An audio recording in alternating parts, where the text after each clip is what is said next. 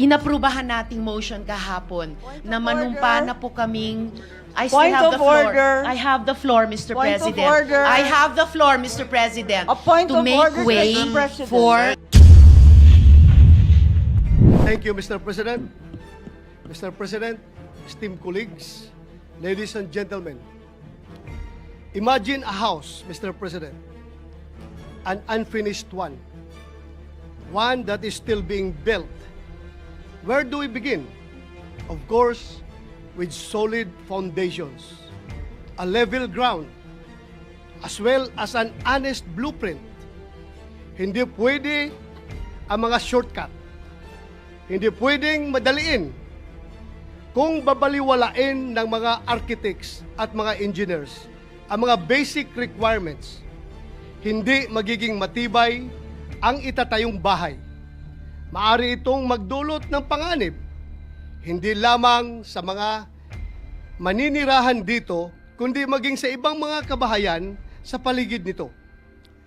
If any of us happen to discover that the house we were living in was structurally unsound, we would likely scramble to have it retrofitted. We would probably file cases in anger against developers.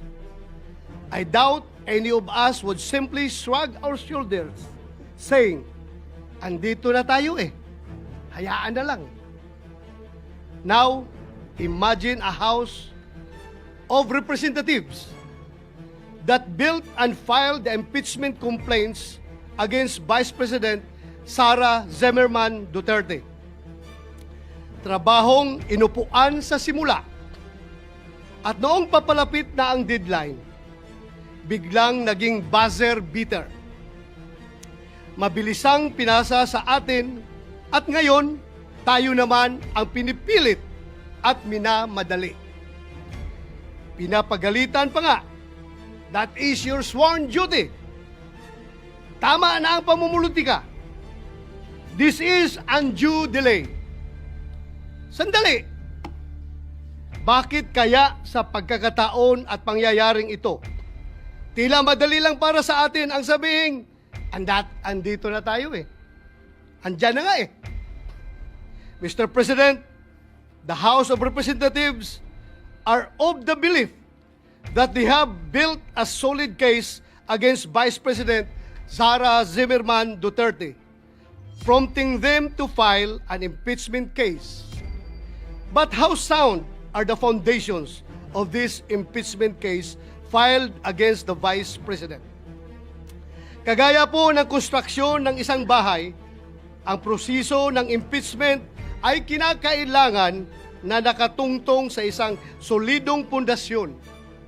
Ibig sabihin, ang mga arkitekto na pasimuno nito ay may tungkulin na tiyakin na may tatayuan ang kanilang mga akusasyon. Ngunit, ang impeachment ay isang proseso na hindi nakasalalay lamang sa mga arkitekto o mga instigador nito. Sa totoo lang, pinakamadali ang naging gampanin ng HOR sa proseso ng impeachment. Yun ay ang pagbubuo ng mga akusasyon, Mr. President, kahit sino po ay maaring magparatang kung kanino man. Sa bahagi naman po natin, ang pinakamahirap, ang paghusga, ang paggawad ng isang hatol na makatarungan at katanggap-tanggap. Anuman ang nakatuntong sa mahinang pundasyon ay laging may panganib na gumuho. Kung ang isang impeachment case ay minadali at nakasandig sa paghihiganti at pamumulitika, ay maihalin tulad sa isang estrukturang itinayo sa gilid ng bangin. Bagamat tungkulin o obligasyon natin sa Senado na mag-convene bilang impeachment court, responsibilidad din natin na maging mapanuri at critical sa impeachment complaint na ipinasa rito sa ating bulwagan. As I usher in my 6th year in the Senate, my 39th year in public service, Mr. President, I can say I have gotten better at spotting irony. What we refuse to let happen to our houses, we seem to have allowed our House of Representatives to do in broad daylight, right under our noses, and at the expense of our institution's esteemed reputation. With this, Mr. President, my dear colleagues, allow me to express my serious concerns surrounding the constitutionally unsound foundation of the articles of impeachment that the Senate is set to tackle. Article 11, Section 3, Paragraph 2 of the 1987 Philippine Constitution provides that a verified complaint for impeachment may be filed by any member of the House of Representatives or by any citizen upon a resolution of endorsement by any member thereof, which shall be included in the order of business within 10 session days and referred to the proper committee within 3 session days thereafter, keeping in mind the aforementioned constitutional provision. Recall that on December 2, 2024, the first impeachment complaint against Vice President Duterte was filed before the Secretary General of the House of Representatives. The second and third impeachment complaints were filed on December 4, 2024 and December 19, 2024, respectively.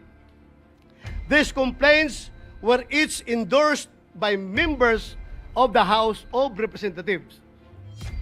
While the Constitution requires that a complaint for impeachment must be included in the order of business within 10 session days, the House of Representatives Rules of Procedure in impeachment proceedings require the Secretary General to immediately refer the complaints to the Speaker.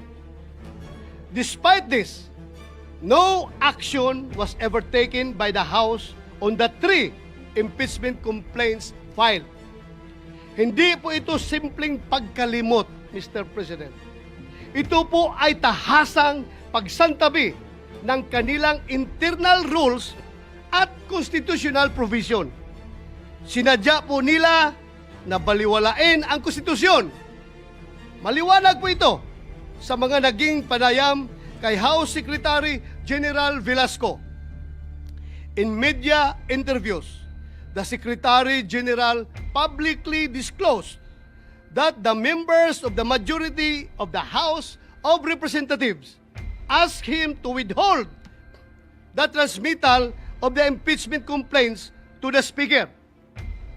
Their goal then was to give themselves more time to decide whether or not to file another impeachment complaint.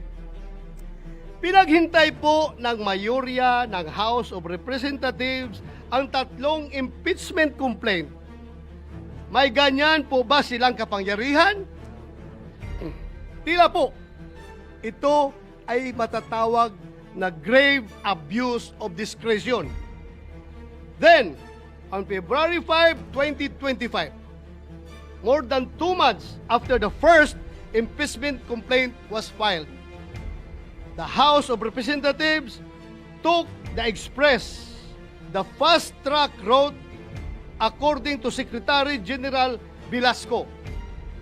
Kung ang 3 naunang impeachment complaint ay pinadaan sa EDSA, mukhang sa Skyway po ang piniling landas ng House para sa pang-4 na impeachment complaint para maiuwi ito sa Senado.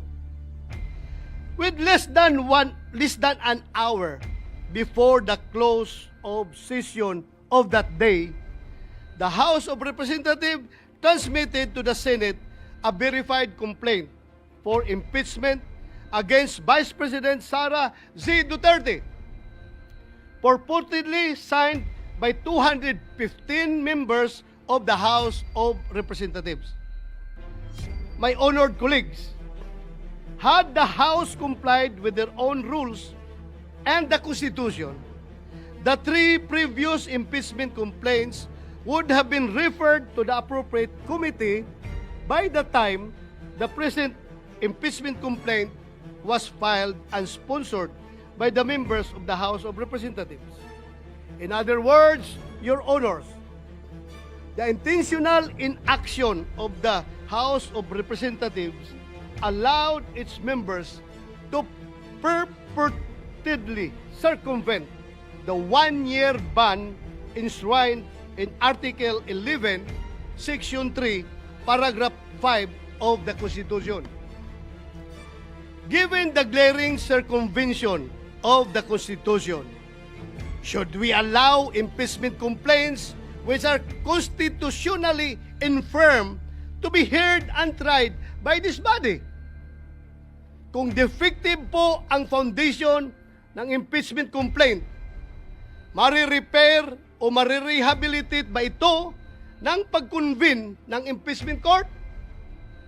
Hindi po ba mawawala ng saysay ang pag-convene ng Senate as an impeachment court kung malinaw na labag sa konstitusyon ang nais nating itayo? Kaya, ang impeachment ay isang sensitibong proseso. Sa pagsampa pa lamang nito, binabato na agad ang akusado ng putik na kahit maakwit ay tila habang buhay nang nakamansa sa kanyang pagkatao. Pagkatapos ng impeachment, anuman ang magiging hatol, the damage done to the reputation of the accused will forever be irreparable. He or she will never be the same again. Some of the members of this august body may not agree with me and may take a different view as to whether the 1-year ban has been violated by the House of Representatives. To settle this issue, the separate opinion of Chief Justice Renato Espuno in Francisco versus House of Representatives provides this body a direction on the course of action that we may take when confronted with the same issue I laid down. Former Chief Justice Puno said that before the Senate is convened as an impeachment court, the Senate, which has primary jurisdiction over the case, can already decide the question on whether the 1-year ban has been violated or not. That is why, insisting ako na ma-deliver ito before we convene as an impeachment court. Hindi po natin kailangang hintaying magbagong anyo ang Senado at maging isang ganap na impeachment court. Ngayon pa lamang ay maaari na nating pagdesisyonan ito. Sumunod ba sa saligang batas at sa internal rules ng mababang kapulungan ang impeachment complaint na kanilang ipinasa dito sa Senado? Nasa Senado po ang pagkakataon upang magwasto. Kung minadali ng isuar ang impeachment complaint, bakit kailangan natin itong tumbasan ng kaparihong kawalang pagpapahalaga sa tamang proseso? Madalas po natin sabihin dito sa ating kapulungan, we are men and women of rules. Manatili po tayong ganon, malayo mula sa ingay at impluensya ng kung sino mang may mga personal na interes at pakinabang sa pagmamadaling ipinipilit sa atin. Mr. President, the inaction of the House of Representatives resulted not only in a possible violation of the Constitution, but in another justiciable controversy. It is worthy to note that its new Congress, empowered by a fresh electoral mandate, in both the House of Representatives and the Senate is not bound by the legislative actions of its predecessors. Hindi po natin maaring pilitin ang mga papalit sa atin sa future congresses na ipagpatuloy ang anumang ating nasimulan. Sabi nga po ni President Chis Escudero kahapon, the Congress cannot pass an irrepealable law. Lahat ay pwedeng baguhin at galawin ng mga sumusunod na mahahalal sa Kongreso. Maari pong hindi sila gumalaw at hayaan lamang na nakatiwangwang ang anumang proceeding na sinisimulan ng mga nauna. When the fourth impeachment complaint was submitted, the 19th Congress was teetering on the brink of a long slumber. The Senate is now being urged to convene with only 2 session days. 20 days remaining before the 19th Congress closes. Hindi man po ako abogado, alam ko pong walang kaso, mapasibil, administrative o kriminal na dinidinig sa loob lamang ng isang buwan. Naghihingalo na po ang buhay ng 19th Congress. Bakit po natin ipipilit pa kung ang pintuan ng 20th Congress ay malapit nang magbukas? Malinaw naman po sa ating Rules of Procedure on Impeachment Trials, kailangang isumon ang person impeached para paharapin sa Senado. Kailangan din siyang bigyan ng 10 araw para mag-submit ng kanyang answer. 5 araw naman ang ibinibigay sa mga prosecutor para mag-file ng kanilang reply. Kaya po, kahit mag-convene ng impeachment court bukas, summon at pagtanggap lamang sa pleadings ang kayang magawa ng 19th Congress. Sigurado na po tayo na ang trial kasama ang pagrepresenta ng ebidensya ay magaganap sa 20th Congress, kung saan bago na po ang komposisyon ng Senado at mababang kapuluan. Because of the change in members, questions are being raised on the jurisdiction of the 20th Congress to carry on with an impeachment trial commenced in the previous Congress. Should the 19th Congress convene an impeachment court, what assurance exists that the 20th Congress would continue the trial? Without such assurance, any efforts by the 19th Congress would constitute a significant waste of government resources. Even the authority of the House of Representatives to continue prosecuting is being questioned since the said complaint was filed by a House of a different composition. In fact, some of those who signed the complaint failed to secure a seat in Congress in the recently concluded elections. Mukhang kailangan po natin ng positive act from the 20th Congress House of Representatives na kanilang itutuloy ang impeachment complaint na ginawa ng 19th Congress House of Representatives. Mr. President, the constitutionally given power and mandate of the Senate to try and decide all cases of impeachment is an immense responsibility that must be exercised in good faith with sincere intention to fulfill a solemn oath, not with haste, but with careful circumspection, mindful of both the political and legal nature of the exercise. Ang impeachment ay isang proseso na hindi lamang mag-aalis sa pwesto ng isang mataas na opisyal ng pamahalaan. Ito ay isang armas laban sa sinuman na hindi umaayon sa kagustuhan at mga interes ng mga kaaway sa politika.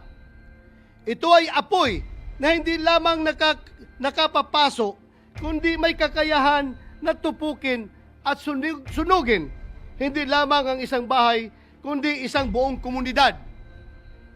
Mapanganib ang impeachment sa kamay ng mga mapagsamantala.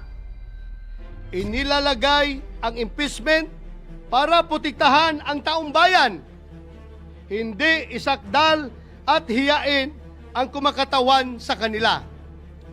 In the 2012 case of Chief Justice Renato C. Corona versus Senate of the Philippines, the Supreme Court declared impeachment, described as the most formidable weapon in the arsenal of democracy, was foreseen as creating divisions, partialities, and enmities, or highlighting pre-existing factions, with the greatest danger that the decision will be regulated more by the comparative strength of parties than by the real demonstrations of innocence or guilt.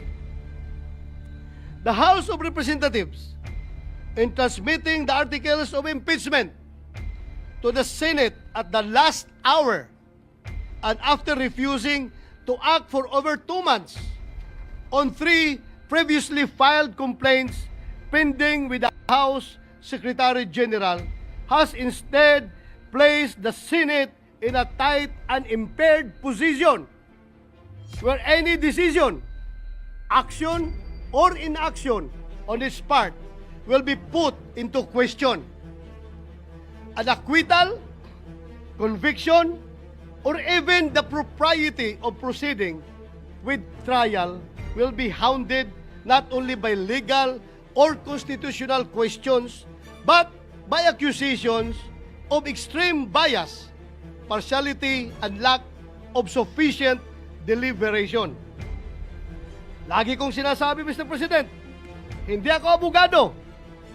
Nevertheless, this cannot disqualify me from speaking against possible constitutional blunders. Hindi kailangan maging engineer para masabi ng isang tao na unlivable at hindi ligtas ang isang bahay o building. Alam nyo, alam natin kung kailan matibay at pulido ang pagkakagawa katulad ng isang bahay na bato. Alam din natin kung kailan hindi. When the floor starts to crack, when the walls begin to shift, and when leaks appear where there should be none, there and then, Mr. President, there and then, forthwith, we say, this was not built well. Gayon din sana sa impeachment case na ito. The cracks and holes have begun to show. Alam nating may mga tanong na hindi pa nasasagot, lalo na patungkol sa constitutional soundness ng nasabing impeachment complaint. It is my humble opinion then, Mr. President, that with this knowledge must come swift and intelligent action. Kung gaano natin kabilis i-condemn at ipagiba ang mga strukturang hindi ginawa ng maayos, ganoon din dapat tayo kabilis umaksyon kung ang nalalagay sa alanganin ay ang ating konstitusyon. In the spirit of true action, therefore, allow me to end by moving. I respectfully move that in view of its constitutional infirmities and questions on the jurisdiction and authority of the 20th Congress, the verified impeachment complaint against Vice President Sara Zimmerman Duterte be dismissed. Mr. President, since I have still the floor, I would like to call Senator Bongo. Mr. President. Mr. President, will the good gentleman yield the floor for a few remarks as part of the privileged hour availed by Senator De La Rosa? Yes, Mr. President. No problem with me. Thank you, Mr. President. Mr. President, I agree with the speech of Senator Bato de la Rosa. Ang gusto nating kalabasan ng paglilitis na ito ay justisya. Senator Go, before you proceed, Chair has not yet recognized. The session is suspended. Chair would like to first state the parliamentary situation. After the privileged speech of the Honorable Bato, he asked that the chair recognize Senator Bongo to deliver a seconding speech to the motion he made at the end of his privileged speech. The chair has not yet acted on that motion and has not yet recognized Senator Go. And before the chair declared a short suspension, 2 members raised their hand to be acknowledged and be heard, and the chair intends to listen to them first before acting on the pending motion. Senator Ontiveros first, and then Senator Villanueva. You may proceed, ma'am. Maraming salamat po, Mr. President. Immediately after the speech of the good gentleman from Davao, I move that any interpellation or any action, any seconding speech on the privileged speech be suspended momentarily after his speech to allow us to take our oath, which was the subject of the approved motion yesterday, and again, the subject, which was the subject of the approved motion yesterday, which is an offshoot of a question of privilege, which takes precedence over all motions. So I restate my motion, Mr. President, to momentarily suspend any action, whether interpellation or seconding speech, on the privileged speech of the good gentleman from Davao, para sa wakas bigyang daan yung inaprubahan nating motion kahapon na manumpa na po kaming I still Point have of the floor. order. I have the floor, Mr. Point of President. order. I have the floor, Mr. President, A point to of make order, way Mr. President. for Session- taking of the session oath is before the suspended. presiding officer.